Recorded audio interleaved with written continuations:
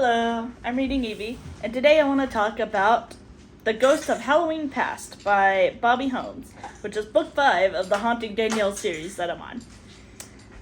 And it's a little delayed, I know. Well, I just finished it, but, after Halloween. Spending Halloween in a haunted house is nothing out of the ordinary for Danielle and Lily. After all, Marlow House Bed and Breakfast has its own full-time ghost. But there is another haunted house in Frederickport, Oregon, yet its ghost only shows up on Halloween. Why just once a year? And how is this frightening spirit connected to all that's happened to Danielle since she arrived in town? As Danielle tries to sort through the Halloween hauntings, Sadie, the golden retriever, has her own issues. A mysterious black cat who seems even more adept than Sadie at communicating with spirits. Ian brought in a stray cat, and Sadie is absolutely not happy. Based on the plot, obviously.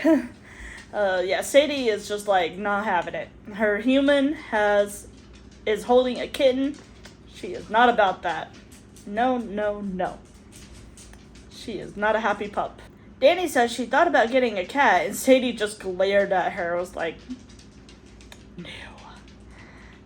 It's like, Danny is not even your human. She can have a cat. But Sadie is always at Marlow House, and there can be no cat. Unfortunately for Sadie, there's a cat later. Some kids broke into the other haunted house, the Presley house, no relation to Elvis Presley, they asked, and found a dead body. But when the cops came, they didn't see the body, but figured there could have been one based on the smells and blood, which they did confirm there was indeed a body in there. And it was like a case or something, a trunk. I think that's how they described it. And so, at some point, the ghost, in between when they found the body and when the cops came, so the ghost moved the body, but thanks to evidence, they were like, there was a dead body here, yes. There's a ghost named Harvey that kept being mentioned by Matt. I was assuming he was a criminal, but apparently he was barely a teenager. Harvey wanted Danny to go to some place called something point. I forgot what they had said. It's where Darlene died, though. And of course, she saw Darlene's spirit. And Darlene, I believe, was the cause of Chuck's death? Bart's death? One of them. Well, my next note is Bart and Chuck both are dead, who were the bad guys in the last book that I did. And if you haven't seen that video yet, go check it out. But yeah, they were the bad guys. One of them is the one that attacked Joe and Danny. I can't remember which one it was. Maybe Bart? Oh well. But basically, Darlene caused the accident of one of the other, and then the dead body that the kids found was the other. I didn't write down which one was which. They weren't really that important to me. I wonder what's up with Heather, Danny's new neighbor. Seems like every new person introduced in these books have something wrong with them. Harvey kidnapped Danny. So he keeps trying to find something, but we don't know what that something is. And he keeps making kept making Matt's look, the cat, which, how useful is that?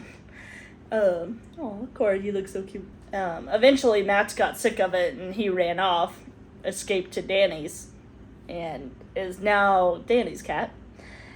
Anyways, so Danny went over to talk to Harvey after a while and was trying to help him out because, that's Danny.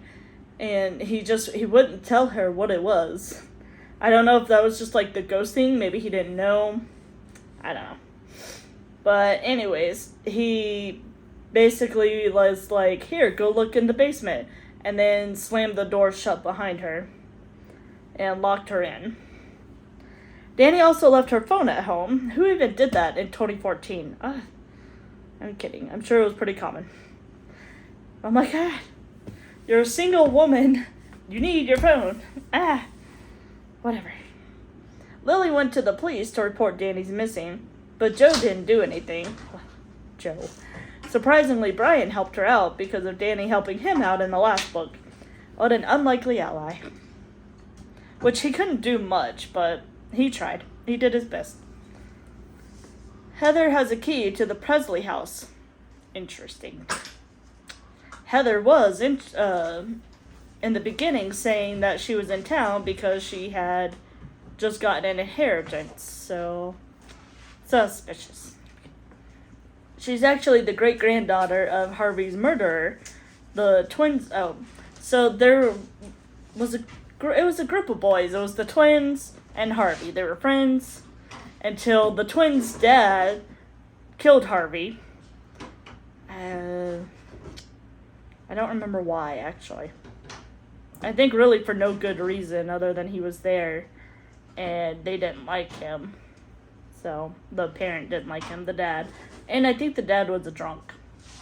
But anyways, she's the great-granddaughter of Harvey's murderer and has the journal. So that's what he was looking for, was a journal that would basically exonerate his death, I guess. Because it was assumed that his uncle killed him. Because his uncle committed suicide like a couple days later. And now it turns out the twins' dad killed him and the uncle to cover it up. And then at some point, one of the twins wrote it down in a journal. And I think he then went on and killed himself too.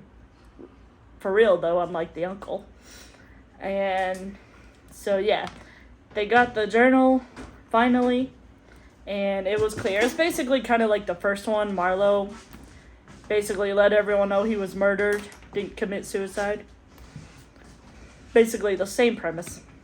Heather is the owner of the Presley house now. I should have guessed because she said she was in town after getting inheritance. I forgot I wrote that note. So yeah, I should have connected those two. So luckily, she was not a bad guy, or at least isn't yet. No. She can't see ghosts, but I think she may have thought like her grandfather was around or something. Or I think she had an understanding that Harvey may be around. So I think she's a believer of ghosts. She just doesn't have any like abilities or anything. And so she, I think, was also involved in helping Lily and Danny get out. Because Lily ended up going to the Presley house herself and getting herself trapped. But she had a plan, and she told, what is her name? It's the old lady that Danny's always talking to, whose grandson is Adam, who was mentioned in previous videos. She basically, Lily said to her to call the cops if she doesn't hear back, and to tell her that she broke into Presley house. Because they were like, if nothing is there, then whatever, we can afford a break-in charge. No, anyway, so Heather saved them all. And found the missing jewels for the stupid necklace that keeps getting mentioned. Yeah, so that was somehow involved in her grandparents' stuff. Apparently her grandparents, or great-grandfather, I should say, knew the owners of the Thorndike, which was Eva's parents. I don't know. I really should write these names down a little bit better.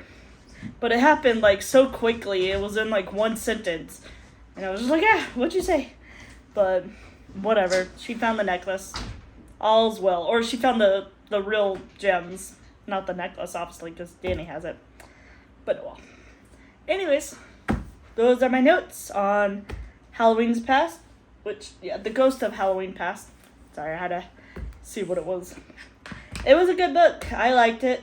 I like the introduction of Nats, which was funny enough sort of spoiled for me by AI Overview, but my husband read the name before I knew it, so I was like, suspicious. And then we met the cat this book, so I was like, sweet. And I thought it was just like, I didn't know if it was one of those AI Overview, like, false information thing, because you can't trust it anyways. But apparently it was real. So I was like, sweet. So we know Matt's the cat. And he's pretty funny. We get inside his head a little bit. And it was a sad story with him, a stray. But I won't get into it because I don't like sad stories on animals. So, whatever. He's with Danny now. So, happy ending. And torturing Sadie.